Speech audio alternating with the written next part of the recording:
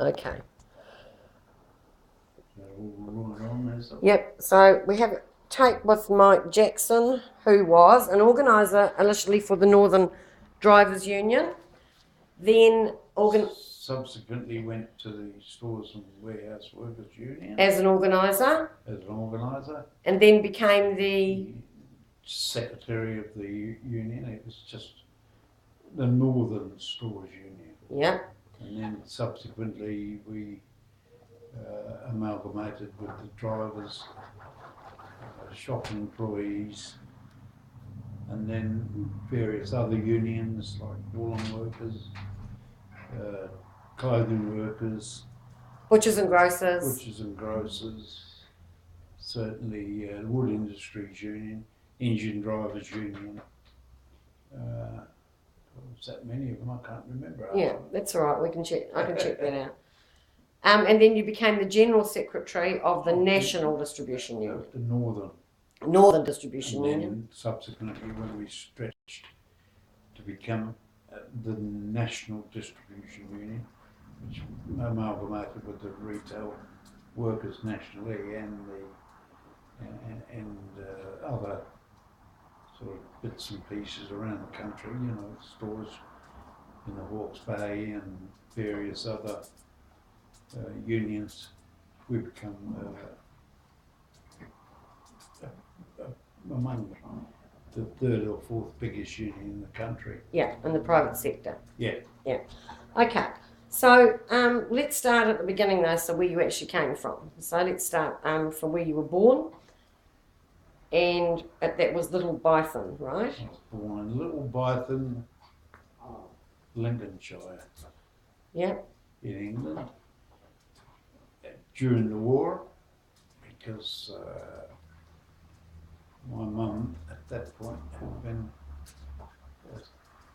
as they did in Britain, sent people out of London because of the bombing, and that's why I was born in Little Bython. But subsequently, as I grew little, went back to London to live in the East End. Yeah. And we lived in a 3-story flat. Council flat. Flat. Yeah. Rothy house. And then we. Which you said that's probably quite very valuable real estate now, you reckon? All around Docklands now, as it's called. It's very, very expensive property. It's, I can remember my mum and dad were offered, as all of them were, the opportunity when we were in Glengore Grove, because that's where we moved to, a 3-story, like Coronation Street house. Yeah. They were offered the opportunity to buy it for £4,500. And back in 1984, they were still living there, and I went back from New Zealand for a visit. Yeah. And the house was on the market for £168,000. Oh my gosh. Amazing. Just amazing. Yeah. But when I grew up there, of course, it was a port. So was that the East India port? East India docks? East India, West India docks. Yeah. And that's where all the little coastal boats from West Indies, from Sweden, European countries, not big ships, but sort of reasonable size ones. Yeah. And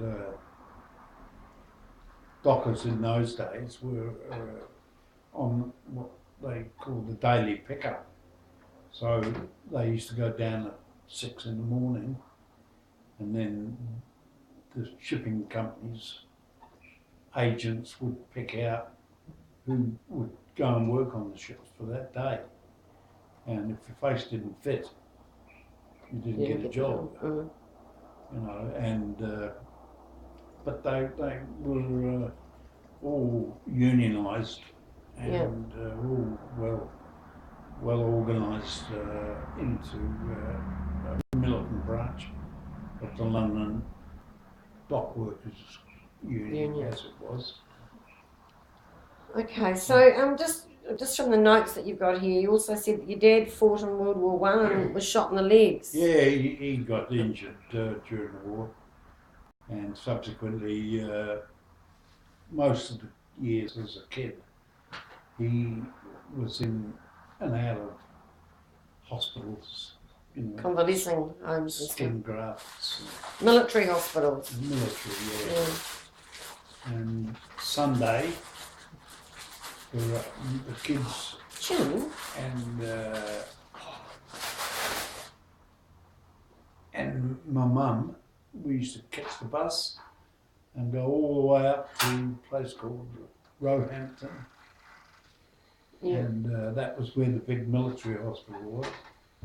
And we used to have day, like a day's picnic, and we had a day up in Roehampton. Okay. Get lunch and, you know, out in the green fields. Yeah, yeah. You know, Spend some time with him. yeah. Mm.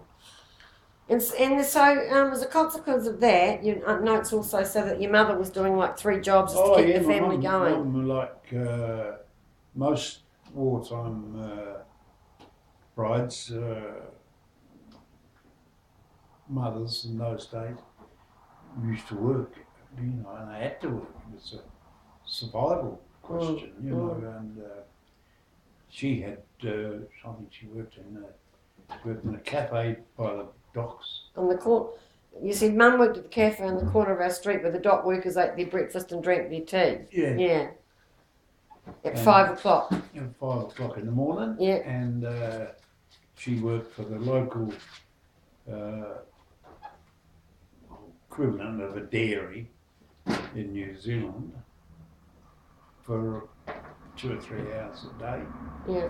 And then the other job she had, she used to go do the cleaning for the local Catholic priest. Okay. And, you know, that sort of how she survived, because like most of them back in those days, they were all too bloody proud to take welfare. Yeah, yeah. And just looking at this, you said that East India Docks, a thriving area for dock workers who were very militant unionists. Every morning, upwards of 300 men Yeah. would congregate at the gate. Yeah, 300 at least. Waiting to be picked up for a day's work on one of the many ships that were in port. Yeah. And then you were talking about the workers striking for weeks at a time, and about Teddy Horlick, who was a mate of yours. Yeah, he's still going, Teddy. Yeah? Yeah, still in touch. Oh, that's good, isn't it? Yeah. And you're saying that he worked on the dock there for years. Yeah, and he got made redundant when they closed East India, West India docks, and moved it all to Tilbury. Yeah. And containerisation and you know. Put paid to that. And, I think they were all, by that stage, they were all permanent. The dock workers, you know, they'd fought and become permanent workers rather than daily pickups. Yeah. So they couldn't discriminate against the more militant ones, you know. And they certainly, you know, used to still have major strikes up in Tilbury. Yeah. Now, the other thing that you said around that was talking about Jack Dash. Jackie Jim, you're Dash. making a hell of a lot of noise. I'll Jackie cut that Dash. bit out. Yeah. Yeah, he was the unofficial leader of the dock workers in London. Unofficial. Yeah. Yeah. Yeah, you know, he used to get up and great orator for speak. And the doctors all go on there, Jackie. Okay, so then it said in 1967, I'll probably look this up on Google. In 1967, the East India port was moved to Tilbury, which you've talked about, lock, stock and barrel to Tilbury. The introduction of containers and container cranes meant that goods were loaded at the factory rather than being loaded at the port by the dock workers, which was a measure to improve productivity. Yeah. Yeah. Alright, so we've got that. So then we get on to, well, we can't really because Jim's making a lot of noise because this is, every noise is picking up on this, so we'll stop. We'll just stop for a second while I do my chasing and